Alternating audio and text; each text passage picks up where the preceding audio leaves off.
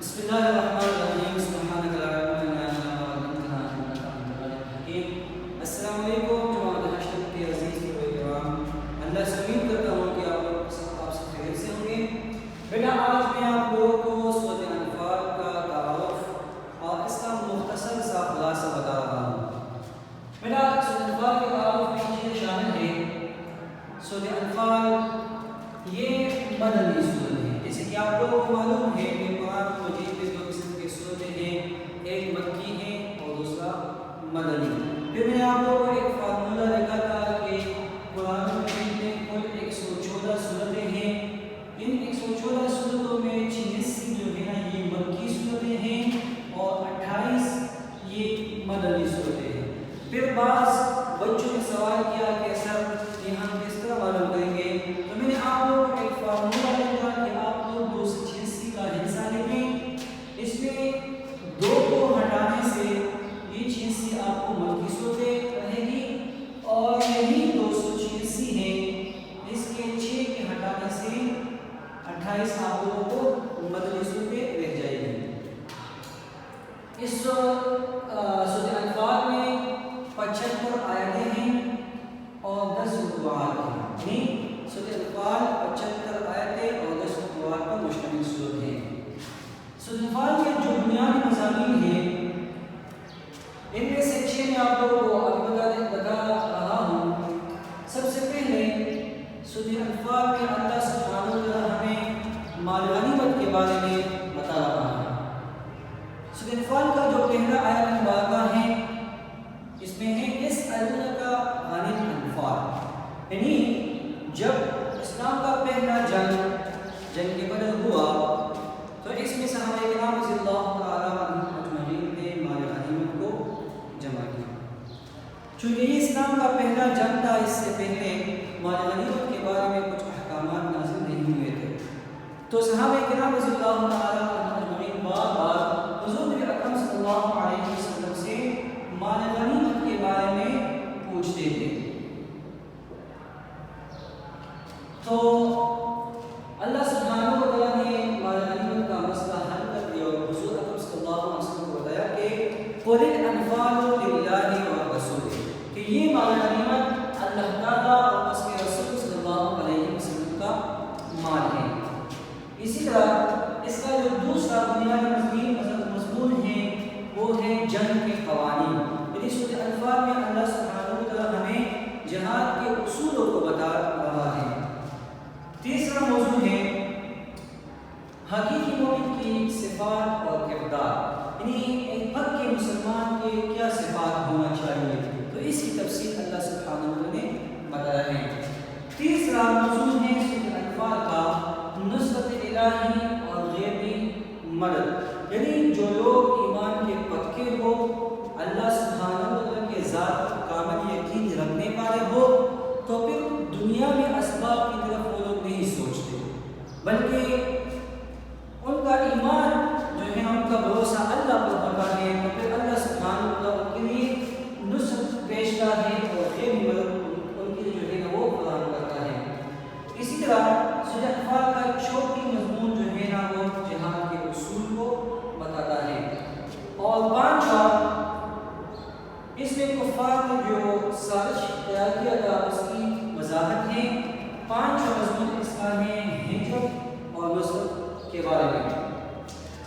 اب دیکھو بیٹا مال غنیمت کا تصور، اس طرح کہ میں نے آپ لوگوں کو بتا دیا کہ جنگ بدر اسلام کا پہلا جنگ تھا، اور اس میں حضور اکرم صلی اللہ علیہ وسلم اور صحابہ کرام رضی اللہ تعالی عنہم اجمعین مال غنیمت کے احکامات سے ناواقف تھے. تو اللہ سبحانہ و تعالیٰ نے وہی نازل فرمایا کہ مال غنیمت اللہ تعالیٰ اور اس کے رسول صلی اللہ علیہ وسلم کا مال ہے. فاتقوا اللہ واصلحوا ذات بینکم، پھر اللہ سبحانہ و تعالیٰ نے فرمایا کہ آپ لوگ بس اللہ سے ڈرو، تقوی اختیار کرو، پرہیزگاری اختیار کرو، واصلحوا ذات بینکم، اور آپس میں صلح کرو، آپس میں اختلاف سے بچو، اتفاق اور اتحاد سے رہو. وَأَطِیعُوا اللَّهَ وَرَسُولَهُ، اور اللہ نے مومنوں کو فرمایا کہ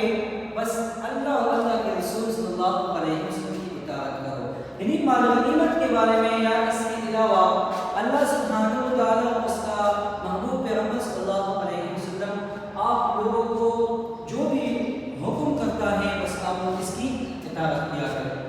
ان کنتم مؤمنین، اگر آپ لوگ ایمان رکھنے والے ہو. پھر سورہ انفال کی جو دوسری آیات ہے انما المؤمنون الذین اذا ذکر اللہ وجلت قلوبهم، اس آیات مبارکہ میں اللہ سبحانہ و تعالیٰ مومن کے 5 صفات بیان کرتے ہیں. ٹھیک ہے، انما المؤمنون الذین اذا ذکر اللہ وجلت قلوبهم، یعنی جب مومن کے سامنے اللہ سبحانہ و تعالیٰ کا ذکر کیا جاتا ہے تو ان کا دل ڈر جاتا ہے.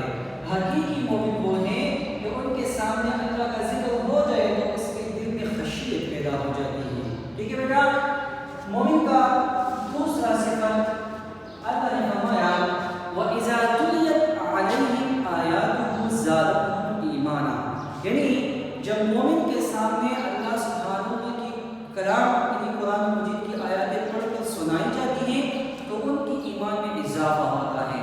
اللہ کی کلام سے مومنوں کا ایمان جو ہے مضبوط سے مضبوط تر بن جاتا ہے. تیسرا صفت اللہ سبحانہ و تعالیٰ نے مومن کی یہ بیان فرمایا وَعَلَىٰ رَبِّهِمْ يَتَوَكَّلُونَ، یعنی مومن وہ ہے کہ وہ اللہ کی ذات پر توکل رکھنے والا ہو. مومن ہر حالت میں ہر وقت اللہ سبحانہ و تعالیٰ کی ذات پر توکل رکھے گا. وہ دنیاوی ساز و سامان اور اس کے اسباب پر یقین نہیں رکھے گا بلکہ وہ اسباب کے حد تک استعمال کرے گا. مومن کا اصل یقین اللہ کے ذات پر ہو. چوتھا صفت اللہ سبحانہ و تعالیٰ نے یہ بیان فرمایا وَالَّذِينَ يُقِيمُونَ الصَّلَاةَ، یعنی مومن وہ ہیں کہ وہ نماز کی پابندی کرتے ہیں. وہ 5 وقت اللہ سبحانہ و تعالیٰ کا حکم نماز پابندی سے ادا کرتے ہیں. وَمِمَّا رَزَقْنَاهُمْ يُنْفِقُونَ، اس آیات مبارکہ میں اللہ نے فرمایا کہ حقیقی مومن وہ ہیں کہ ہم نے ان کو جو مال دیا ہے وہ اللہ کے راستے میں یعنی نیک کاموں میں وہ خرچ کرتے ہیں. یہ اللہ سبحانہ و تعالیٰ نے مومن کے 5 صفات کو بیان کیا ہے. اس کے بعد جو تیسرا نمبر آیات ہے سورہ انفال کا، اس میں اللہ سبحانہ و تعالیٰ نے غزوہ بدر کا پس منظر جو ہے نا وہ بتایا ہے. غزوہ بدر کا پس منظر کچھ اس طرح ہے کہ حضور نبی کریم صلی اللہ علیہ وسلم و صحابہ کرام رضی اللہ تعالیٰ عنہم اجمعین پر مکہ مکرمہ میں کفار نے بہت زیادہ ظلم کیا تھا، تشدد کا نشانہ بنایا تھا. تو اللہ سبحانہ و تعالیٰ نے اپنے محبوب پیغمبر صلی اللہ علیہ وسلم اور صحابہ کو حکم کیا کہ آپ لوگ مکہ سے مدینہ ہجرت فرمائیں. ٹھیک ہے، مکہ سے مدینہ منورہ میں آپ لوگ ہجرت کریں. جب صحابہ کرام رضی اللہ تعالیٰ عنہم اجمعین نے مکہ سے مدینہ ہجرت فرمایا تو دوسرے سال میں ابو سفیان کا قافلہ جو شام سے مکہ آ رہا تھا اور اس میں بہت ساری تجارتی مال شامل تھی.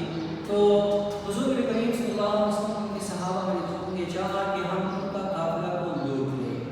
ٹھیک ہے، تو ابو سفیان نے اس طرح چال چلائی کہ انہوں نے ایک جاسوس کو بھیجا ابو جہل کے پیچھے کہ آپ مکہ جائے اور ابو جہل کو بتایا کہ ہماری حفاظت کے لیے آپ نکلیں.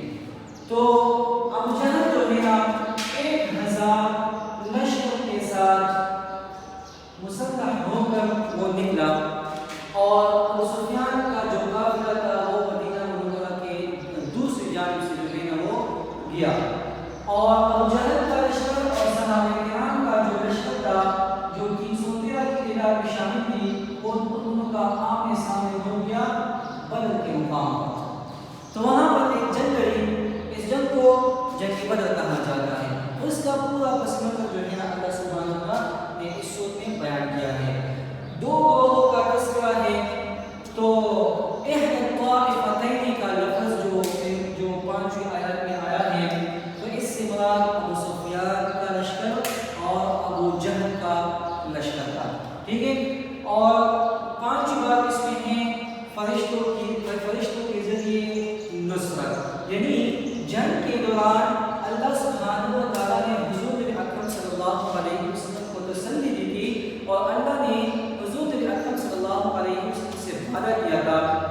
میں آپ لوگوں کی مدد کروں گا 1000 فرشتوں کے ساتھ۔ تو جب جنگ شروع ہوئی تو اللہ سبحانہ و تعالیٰ نے 1000 فرشتے لگاتار بھیج دیے، پیدل کے فرشتے مدد کے لیے پہنچے۔